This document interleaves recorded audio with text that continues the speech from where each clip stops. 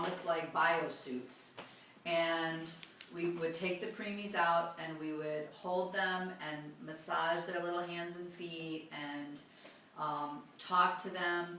And over a period of 8 years of study, that's what finally changed the rules now. And now they discovered that preemies will develop and grow much faster if they are regularly touched and spoken to than if they are not touched at all. And their immune system actually grows much stronger. So it was really cool to be a part of that, because we used to think that the best thing was to not touch. And if you think about, let's talk about that for a second, because there's a really interesting psychology to touch that I think as massage therapists it's important that we have a point of view on. When someone's in prison, what's the worst punishment they give? Solitary. Solitary. No speech, no touch, no sensory input at all. And that's the worst punishment that they can, well, I suppose they can kill them, but that's like the worst punishment that they Well, not dole really, out. because technically killing them is just putting them out of it, so. Yeah, Torture. yeah, I suppose. But again, I mean, they really do view solitary as the worst thing that they could do, legally. There you go, legally, to a patient, or to a prisoner. Let's look at our youth today, okay? We have babies, and by babies I mean like 9, 10, 11, 12 years old, having sex. And I'm of the point of view that one of the reasons why they're having sex is because we are so afraid of touch in our society. Teachers aren't allowed to touch their students, or it's sexual harassment. I mean, there's all of these rules set up that we are not allowed, that touch is a bad thing. It's inappropriate. You don't touch. And kids are so desperate to be touched that they reach out to each other, and here we have kids having sex because they aren't taught what appropriate touch is. They're just taught that it's all wrong, that it's all inappropriate. So I think it's been a desire of mine for a long time, and hopefully I'm coming into that stage of my life. I would love to go out and educate in the schools and teach about the importance of appropriate touch. In Sweden, kids, they have, during nap time, they massage each other. They teach children how to give each other massage. And it's kind of funny because I can even just see like a couple eyebrows went up when I said that, because you immediately think bad. You immediately think, oh, I wonder what those kids are doing. What are we teaching our kids? It's like, no, that's healthy. That's good. I have friends who are like, how can you touch people's bodies all day long? People say that a lot. Yeah. Because it's healthy, because it's a good thing. It's a nurturing, healing thing. So, the physiology and the psychology of touch is really interesting. All right, the structure of the integumentary system. Do we have it down here? Yes. Can you, Stefan, do me a favor? Behind the head, all the way up on the top shelf, is the square thing. That's it. Skin. That's our skin. This is our integumentary system. So this is what's in your book, basically. And this is why it's models like this that make us feel like our skin is this thick. So where on the body is your skin the thickest? That's Your head.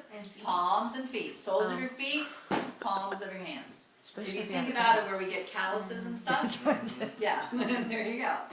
All right, so in the structure of the integument, we're not going to go over every single thing, but you've got your hair shaft. You got now what's the difference between a pore and a hair shaft? Pore doesn't make. Interestingly enough, you actually get pimples more in hair follicles than you do in pores. But a pore is where a sebaceous or a sweat gland comes up and opens out to the outside world. The hair follicle is where the hair grows through. That's the difference. But you can have empty hair follicles, and you get trapped oil and dirt, and you get pimples and everything. Obviously, we've got a lot of nerve endings. We have pressure receptors, arteries and veins to feed the skin. Adipose tissue. What is adipose tissue? It's this bumpy yellow stuff down in the bottom here. Fat. Fat tissue. So you can, a nicer way to say to your client that they have a lot of body fat is that they have a lot of adipose tissue. And you can sort of tell, it gives you get a better idea. Here, I don't even know if you can feel the difference here, but you feel the little bumps. So you can kind of understand why cellulite has the texture that it has, because it's sort of the lumpy, bumpy, yes? It's funny because when I got bit by the dog, Yes? I never knew until then that your fat is actually like little balls. Yeah. It's wild, It was isn't it? gross. I know, it's kind of interesting. It was You guys like- know, Oh my god. I know, it's really wild. Hanging out. You know It was how, gross. the reason people get involved with, liposuction, sorry, I couldn't think of the word. When you lose weight, I mean, we are all born, everybody's born with a certain number of fat cells. Some people have more fat cells than others, okay? When you lose weight, you don't lose any of your number of fat cells. They just get smaller. So when people go and get liposuction, they are having a quantity of their fat cells removed, which is why, and I personally think liposuction is horrible, but I can understand because, a lot of times when people really struggle with weight loss, it's because they have a larger quantity of fat cells, and it's just tougher. Okay, so when we talk about the layers of the skin, the very top layer is called what? Oh, raise your hand. What? Epidermis. Epidermis. I was gonna ask you a question. Sure. Because we were talking about fat. Yeah. When a client has more adipose tissue Yes. and the skin folds over, Yes. are you supposed to stretch it? Like, you know how you're doing the serrators and you're going through there? That's a part where there's a lot of fat sometimes? Yes. You're right. Do you There's stretch a couple different things that you can do. One, if you go slowly enough, the skin, it will reshape itself to your stroke. Okay, in other words, so if I'm coming down your side here, if you take your time, it will usually move out of your way. But there's nothing wrong with using a forearm to pull up on the skin, using, or a flat of the hand or whatever, and just lean. You just never want to make them feel like you're trying to push something out of the way. No, and no pinching. And the thing to bear in mind, a lot of times when people have a higher body fat percentage, they are a lot more tender skinned, particularly on the legs. So if someone has more body fat, or you see a lot of cellulite on their legs or pockets of cellulite, be aware that area is generally, not exclusively, but generally a lot more sensitive. Yeah, I have a friend that weighs like 300 pounds, and when he starts tickling me, I poke his legs, and he's like, okay. Yeah, it's a lot, Okay. it can be a lot Yeah, more I'm tender. sorry. I was just curious Yeah, about that. no, it's a good question. Yes, ma'am. And I have a question too, since the liposuction was brought up. What about whenever they transfer the adipose tissue to another area of the body? Well, again,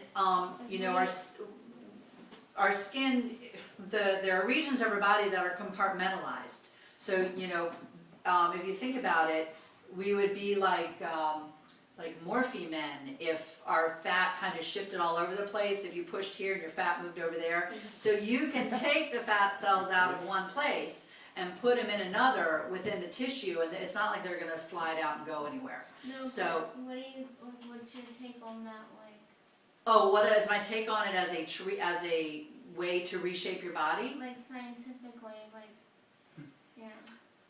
I If that makes I'm not a big fan of liposuction because I think it is incredibly traumatic for the body. And frankly, my girlfriends that have had it, their skin becomes hard, and it's been, one of my clients, it's been like 6 years since she had it done, and it's still hard. I don't know. I just think it's really traumatic to the tissue. What do you think, being in the medical field? Yeah, I've seen some videos on some never know procedures what with. Oh, okay. Oh, me? No, well, you too. Yeah. Oh, sorry. No, I was just curious about Stacy, if she had come across that, but go ahead. No, because I have like seen some videos on it with the whole procedure where they do the cutting and they transfer and everything. Yeah. It does seem very traumatic. Yeah, I mean, if you watch it, has anybody watched, other than Mara Cruz, watched the video of liposuction? I mean, it's like they're taking a vacuum cleaner and going under the skin. I mean, I haven't seen it. That is it just grosses me. I mean, I don't get grossed out easily. I usually love watching surgeries and stuff, and that just freaks me out because it's so violent. And they actually it's- go hard like that. I know. Yeah, they do. I know someone that got lipo done and then just ate all the back. Yeah, that's